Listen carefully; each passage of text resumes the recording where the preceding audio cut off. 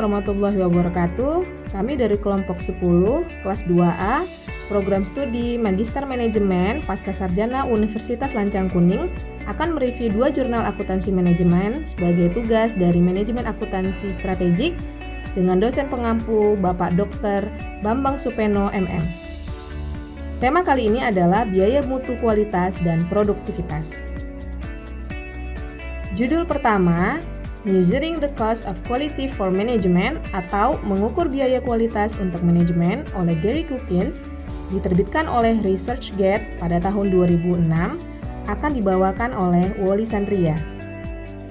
Judul kedua, Productivity Cost in Economic Evaluation, Past, Present, Future, atau Biaya Produktivitas dalam Evaluasi Ekonomi Dulu, Sekarang, Masa Depan, oleh Marike Kroll, Werner Brouwer, dan Frans Rutten, diterbitkan oleh Springer pada tahun 2013, akan dibawakan oleh Suci Rahmayanti.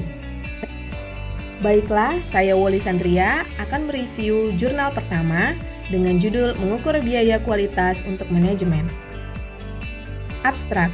Pada tingkat operasional, teknik manajemen mutu secara efektif mengidentifikasi pemborosan dan mempercepat pemecahan masalah untuk masalah taktis yang terkait dengan peningkatan proses. Bagi banyak organisasi, prakarsa manajemen mutu telah mencegah kerugian finansial dari pembelotan pelanggan yang disebabkan oleh masalah kualitas atau dari pemborosan dan ketidakefisienan. Namun, pada tingkat yang lebih strategis, ternyata manajemen mutu belum mencapai tingkat dukungan yang memadai dari eksekutif senior. Menghindari pengurangan keuntungan dari inisiatif kualitas tidak secara luas diukur atau dilaporkan oleh sistem akuntansi keuangan organisasi. Akibatnya, organisasi tidak dapat dengan mudah mengukur besarnya manfaat dalam istilah keuangan, dan bahasa uang adalah secara sebagian besar organisasi beroperasi. Singkatnya, telah terjadi pemutusan antara inisiatif kualitas dan keuntungan bottom line untuk memvalidasi dampak yang menguntungkan pada profitabilitas dan biaya. Tujuan dari penelitian ini adalah mengukur biaya COQ atau Cost of Quality dalam pengambilan keputusan manajemen. Pendahuluan. Sistem biaya berbasis aktivitas adalah cara yang efektif untuk memperhitungkan biaya tersembunyi, yaitu biaya koreksi kesalahan seperti melaksanakan pekerjaan secara berulang, bahan sisa berlebih, garansi, dan perbaikan lapangan dari kualitas yang buruk. Kasus ekonomi yang sering terjadi berawal dari data keuangan yang dilaporkan dengan format gaji, perlengkapan, depresiasi yang tidak memadai dan mendukung pengambilan keputusan. Penyebabnya adalah karena manajemen tidak memiliki basis biaya yang valid untuk membandingkan manfaat yang diharapkan dari peningkatan atau rekayasa ulang suatu proses. Ketika biaya dan outputnya dapat diukur secara memadai, dua hal yang dapat terjadi. Yang pertama, dapat menarik perhatian dan memberikan keyakinan manajemen bahwa data akuntansi merupakan indikator bisnis yang andal. Yang kedua, manajemen dapat lebih andal menilai suatu kelebihan yang berbeda dari proses dan bagaimana mereka berkontribusi pada kinerja bisnis secara keseluruhan. Pengukuran menggunakan metode kuantifikasi dan sistem ABCM atau Activity Based Costing Management. Sistem ABCM biasanya diterapkan secara akurat untuk melaporkan biaya produk, layanan, saluran, dan pelanggan dengan mengganti biaya tidak langsung dengan pemicu biaya yang memiliki sebab akibat seperti jumlah inspeksi. Kategori biaya yang terkait dengan kualitas yang tersembunyi adalah biaya bebas kesalahan, yaitu biaya di luar perencanaan, COQ, yaitu biaya yang dapat hilang jika semua proses bebas dari kesalahan dan semua produk serta layanan bebas cacat. Subkategori COQ terbagi atas dua, yaitu kesesuaian atau biaya pencegahan dan ketidaksesuaian atau biaya kegagalan internal dan eksternal. Pembahasan. Pada gambar pertama diterangkan bahwa COQ mewakili perbedaan antara biaya aktual dan pengurangan biaya jika tidak ada tingkat layanan, kegagalan, atau cacat di bawah standar. Pada gambar kedua dijelaskan karena biaya COQ berkurang, atribut kualitas dapat dikonversi menjadi keuntungan bottom line yang lebih tinggi. Dan pada gambar ketiga dijelaskan atribut kualitas untuk kategori COQ dapat ditandai dan dinilai ke dalam segmen yang semakin detail dari subkategori bebas kesalahan dan COQ. Atribut ditandai ke individual pada aktivitas kerja sebagai proses yang telah dihitung biayanya menggunakan ABCM. Pada gambar 4, dijelaskan subkategori COQ memberikan visibilitas biaya yang jauh lebih besar dan andal tanpa upaya yang besar yang diperlukan oleh metode akuntansi biaya tradisional. Ini dikarenakan semua biaya sumber daya dapat dimasukkan ke dalam biaya aktivitas dan dapat ditandai dengan salah satu atribut COQ. Hasil kesesuaian biaya kualitas ditunjukkan pada gambar 5. Sebelumnya, COQ adalah sebesar 20 US dollar. Dan sesudahnya, COQ adalah sebesar 11 US dollar. Idealnya, keempat kategori biaya COQ harus dikurangi. Tetapi biaya pencegahan pada awalnya dapat ditingkatkan dengan hati-hati untuk mengurangi hukuman yang harus dibayarkan pada kategori COQ yang tidak sesuai atau non-conformance. Pada gambar tersebut terlihat peningkatan keseluruhan. Tidak hanya pada COQ yang tidak sesuai saja yang berkurang secara signifikan, tetapi tingkat pencegahan dan biaya inspeksi juga berkurang. Kesimpulan dari penelitian ini adalah pengukuran COQ menimbulkan 3 manfaat. Yang pertama, mengurangi perdebatan. Dengan pengukuran COQ tradisional, orang tanpa henti memperdebatkan batas COQ sebenarnya. Sebaliknya, dengan menyertakan biaya COQ dan melaporkan 100% data pengeluaran pada buku besar, maka laporan menjadi transparan. Yang kedua, meningkatkan fokus karyawan. Dengan mendefinisikan kategori biaya, diharapkan manajemen akan lebih fokus tentang kendala dan cara mengatasinya. Dan yang ketiga, integritas. Sistem pengukuran COQ formal memberikan hasil yang berkesinambungan. Ini membutuhkan keterlibatan karyawan untuk beraktivitas lebih rutin lagi terhadap pengiriman dan penggunaan data. Untuk sistem ini berjalan lancar, diperlukan dukungan manajemen serta utilitas yang baik dan tepat. Singkatnya, akuntansi manajerial dapat mengubah pengeluaran yang dikumpulkan dalam buku besar menjadi biaya yang dapat dihitung. Demikian bahasan dari jurnal pertama. Assalamualaikum warahmatullahi wabarakatuh. Saya akan menjelaskan jurnal 2 tentang biaya produktivitas dalam evaluasi ekonomi dahulu, sekarang, masa depan oleh Marie Kroll, Wiener-Brouwer, dan Frankfurt. Diterbitkan oleh Spiegel 2013. Dahulu, biaya produktivitas terjadi ketika produktivitas individu dipengaruhi oleh penyakit, pengobatan, kecacatan, atau kematian. Saat ini, faktor yang mempengaruhinya telah mengalami kemajuan. Biaya produktivitas bukan hanya dilihat dari ketidakhadiran, tetapi juga karena hal lain.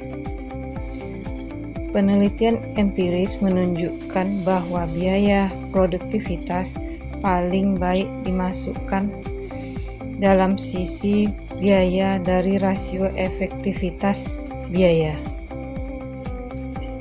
Evaluasi ekonomi semakin banyak digunakan untuk membantu pengambilan keputusan dalam mengalokasikan sumber daya kesehatan yang langka. Mohon maaf karena kesalahan teknis, presentasi selanjutnya akan saya lanjutkan. Pendahuluan. Biaya produktivitas dapat didefinisikan sebagai biaya yang terkait dengan kerugian dan penggantian produksi yang dibayar dan tidak dibayar oleh pekerja produktif karena sakit, cacat, atau kematian. Namun, pengeluaran biaya yang sepenuhnya didasarkan pada pertimbangan kesetaraan tampaknya bermasalah. Karena banyak jenis biaya, termasuk medis, dapat dianggap membeda-bedakan antara kelompok yang berbeda. Perdebatan utama dalam teori-teori praktek, evaluasi ekonomi, teknologi kesehatan berpusat pada apakah dan bagaimana memasukkan biaya tersebut, terutama terkait dengan pekerjaan berbayar. Dalam tinjauan ini, fokusnya adalah pada perkembangan masa lalu dan saat ini terkait dengan penyertaan biaya produktivitas dan membahas pernyataannya dalam evaluasi ekonomi. Tujuan dari penelitian jurnal kedua adalah: pertama, membahas perdebatan dan perkembangan utama mengenai penyertaan, identifikasi, pengukuran, dan penilaian biaya produktivitas. Kedua, meringkas isu-isu yang belum terselesaikan paling utama mengenai produktivitas dalam evaluasi ekonomi. Dan yang ketiga, mendorong penelitian masa depan di bidangnya. Pengukuran penelitian menggunakan dua metode. Yang pertama, metode biaya gesekan, yaitu total biaya langsung dan tidak langsung yang terkait dengan pelaksanaan transaksi keuangan. Yang kedua, metode modal manusia, yaitu semua potensi produksi tidak dilakukan oleh seseorang karena morbiditas atau dini kematian dihitung sebagai kerugian produksi. Pendekatan memakai dua asumsi.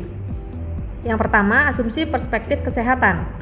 Evaluasi ekonomi adalah untuk menginformasikan pembuat keputusan dengan tujuan memaksimalkan kesehatan dari anggaran keperawatan yang diberikan.